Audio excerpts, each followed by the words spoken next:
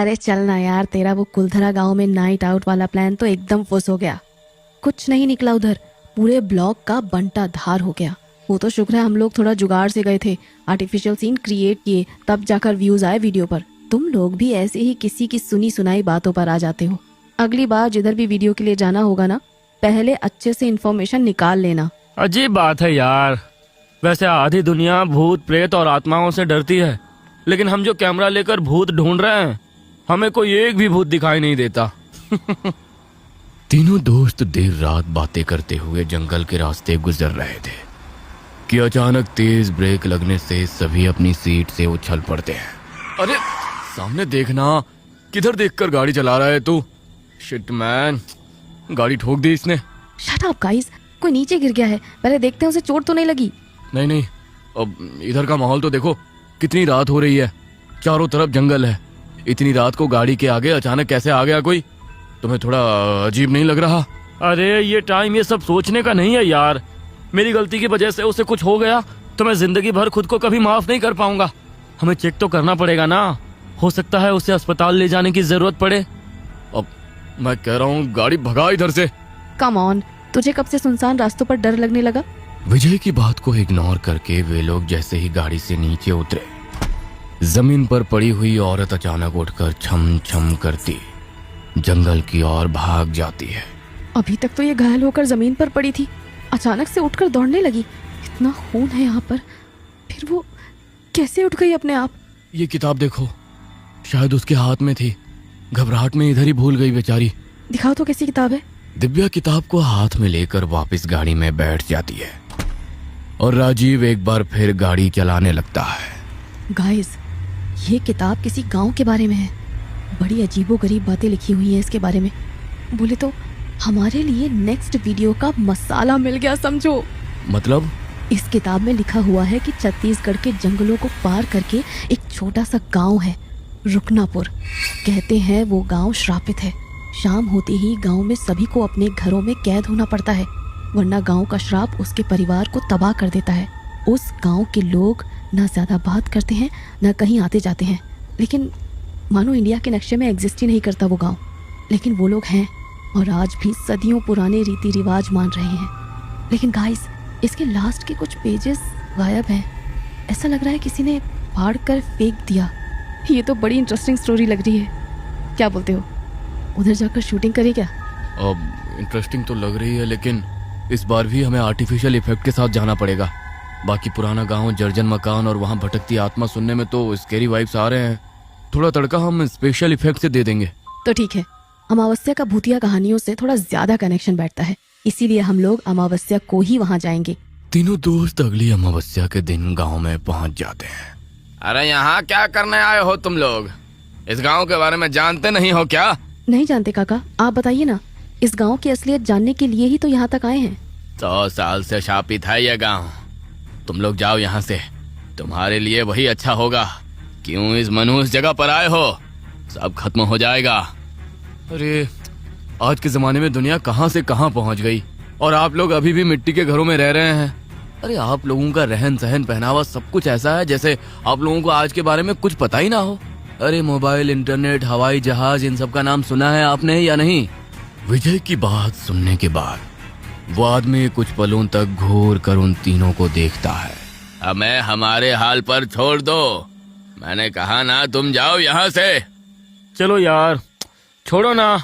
तीनों दोस्त गांव को देखने के लिए आगे बढ़ गए थे। वैसे तो हमने आज तक बहुत सारे वीडियो शूट किए हैं, लेकिन इस जगह की वाइब्स कुछ अलग सी नहीं लग रही तुम लोगों को? यहाँ के लोगों का हमें ऐसे अजीब तरीके से घूर घूर कर देखना, मिट्टी के बने हुए कच्चे घर और यहाँ रहने वालों की बुरी हालत, ऐसा लग रहा है कि कुछ तो है जिससे इस गांव के लोग इतनी बुरी तरह डरे हुए हैं। लेकिन उसके कारण ये गांव विकास की दौड़ में 100 साल पीछे पहुंच गए हैं। यहाँ तो रुकने के लिए कोई ढंग की जगह भी नजर नहीं आ रही। ये मंदिर के साथ बनी हुई छोटी सी झोपड़ी में हम लोग रुक जाते हैं। आज रात को ही हम लोग नाइट में शूट करके देखते हैं क्या है यहाँ। जैसा उन्होंने किताब में पढ़ा था, सब बिल्कुल वैसा ही था। शाम ढली और उसी के साथ पूरे गांव की गलियां वीरान दिखाई देने लगी। हम तीनों लोग अलग अलग डायरेक्शन में चलते हैं, कॉल पर कनेक्ट रहना। किसी को कुछ भी नजर आए तुरंत इन्फॉर्म करना, समझ गए ना? और हाँ, सबका कैमरा ऑन रहना चाहिए। विजय गांव से जंगल की ओर जाने वाले रास्ते पर आगे बढ़ रहा था। अचानक उससे सामने से कुछ आहट उसके नजदीक आती हुई सुनाई देती है। विजय कैमरा सामने की तरफ फोकस करता है। तभी एक घोड़े पर सवार आदमी तेजी से उसके नजदीक आता है और विजय को ऐसा महसूस होता है जैसे तलवार से उसने विजय की गर्दन के 2 टुकड़े कर दिए हो। विजय चीख पड़ता है, लेकिन अगले ही पल उसे एहसास होता है वो सही सलामत है और उसके आसपास ना कोई घोड़ा है ना कोई आदमी। विजय के हाथ पांव ये देखकर बुरी तरह फूल गए थे। हर तरफ साए साए करता सन्नाटा था और सन्नाटे के बीच एक बार फिर घोड़े के पैरों की आवाज सुनाई देने लगी थी। उसकी हिम्मत जवाब दे रही थी। गांव में आगे बढ़ने की बजाय वो उल्टे पांव अपनी झोपड़ी की ओर भागने लगता है। इधर गांव की गलियों में वीडियो बना रही दिव्या को अपने पीछे कुछ बच्चों के खिलखिलाने की आवाज सुनाई देती है। दिव्या चौंक कर पीछे देखती है तो उसे अपने पीछे कुछ नजर नहीं आता। एकाएक उसे महसूस होता है कि उसके पैरों में रेंग कर कोई उसके सीने की ओर चल रहा है।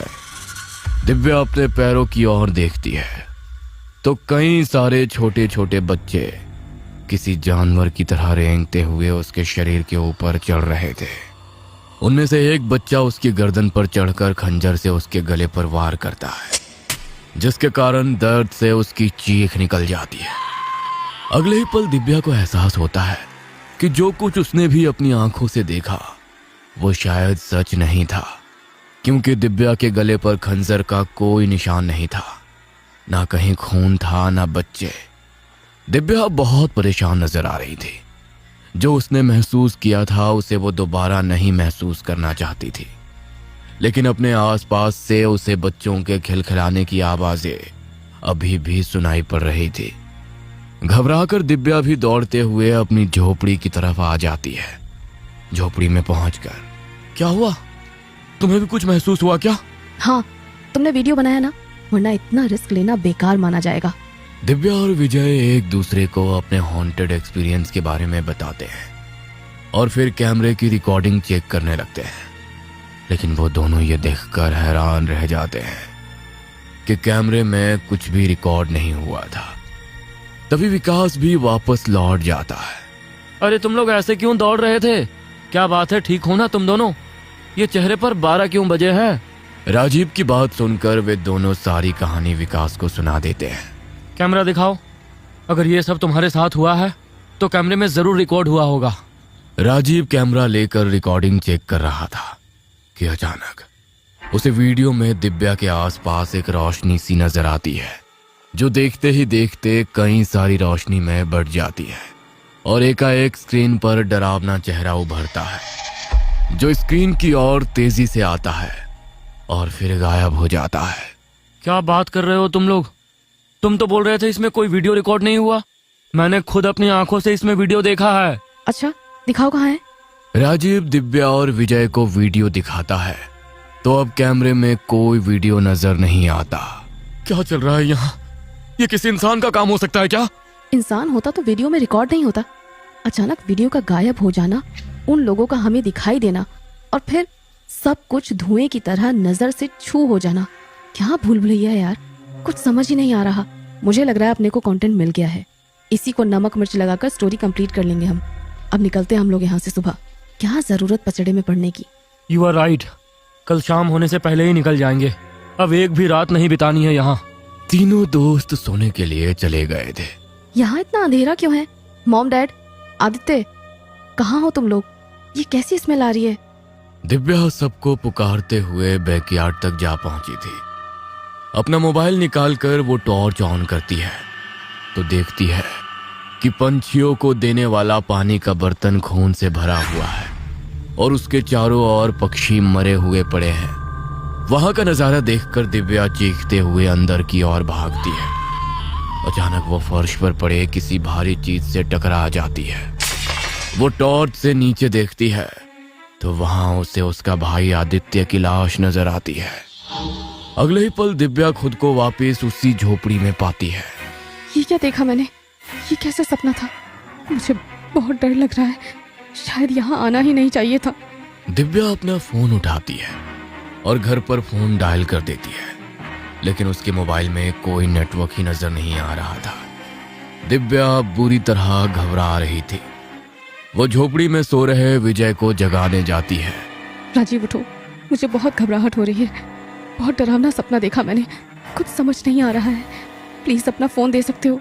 राजीव अपना फोन उठाकर नंबर डायल करता है, लेकिन उसके फोन में भी कोई सिग्नल नहीं दिखाई दे रहा था।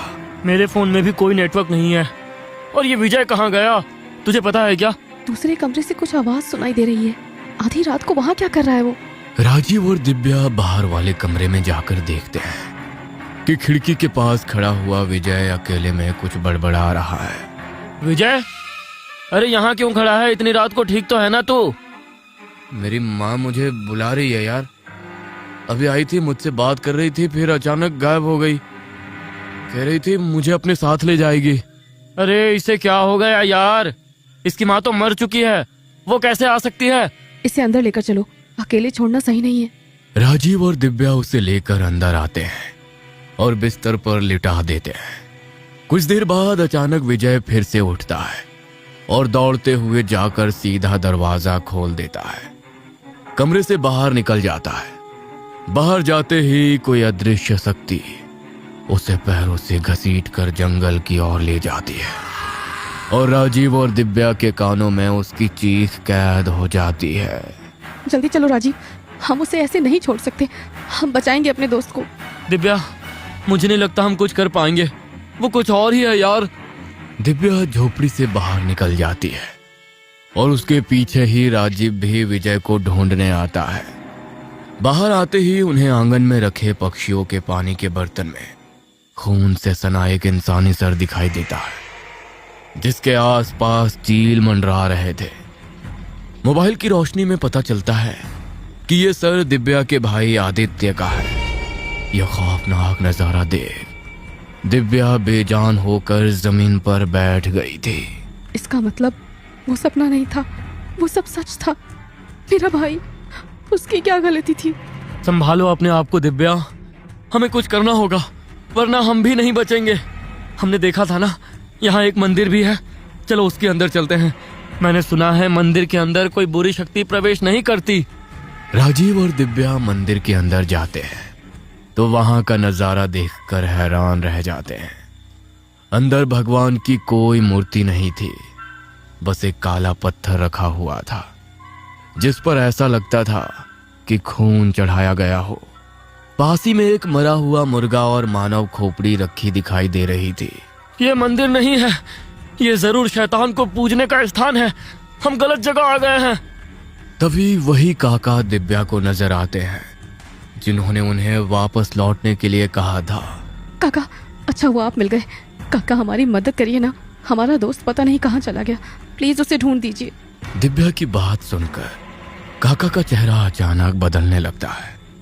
उनकी आंखें काली और चेहरा किसी मुर्दे की तरह सफेद पड़ जाता है और वो जोर जोर से हंसने लगते हैं। चलो यहाँ से, ये सब छलावा है। अचानक दिव्या की नजर दीवार पर चिपके कुछ कागजों पर पड़ती है। ये शायद वही पन्ने थे जो उस किताब से फाड़कर अलग किए गए थे। इस गांव के अंदर एक रात बिताने के बाद कोई वापस नहीं जा सकता, ना जिंदा ना मुर्दा। मरकर भी इसी गांव में भटकना होगा और जीते हुए हर पल दहशत में बिताना होगा। इसीलिए किसी को भी इस गांव में नहीं जाना चाहिए। और अगर गलती से 7 बजे के बाद बाहर निकल गए तो फिर कोई नहीं बचेगा। ये आत्माएं बाहर निकलने वाले व्यक्ति के जहन में मौजूद हर इंसान को खत्म कर देगी। इसका मतलब हम कभी वापस नहीं जा सकेंगे और हमारी इस गलती का खामियाजा हमारे पूरे परिवार को चुकाना होगा।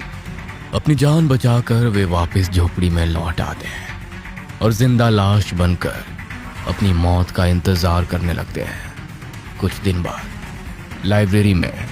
ये पुरानी किताब पढ़ी तुम लोगों ने? इट्स वेरी इंटरेस्टिंग यार। क्या सच में कोई ऐसी जगह हो सकती है जहाँ 7 बजे के बाद लोग बाहर नहीं निकलते? अब ये तो जाकर ही देखना पड़ेगा। तो चलते हैं ना। कहते हैं आज भी किसी लाइब्रेरी के किसी कोने में अक्सर वो किताब लोगों को रहस्यमयी ढंग से नजर आ जाती है और अपने शिकार को बुलाती है। एडवेंचर का शौक कई बार अपने साथ मौत लेकर आता है। कहीं आपने ऐसी कोई किताब तो नहीं पढ़ी?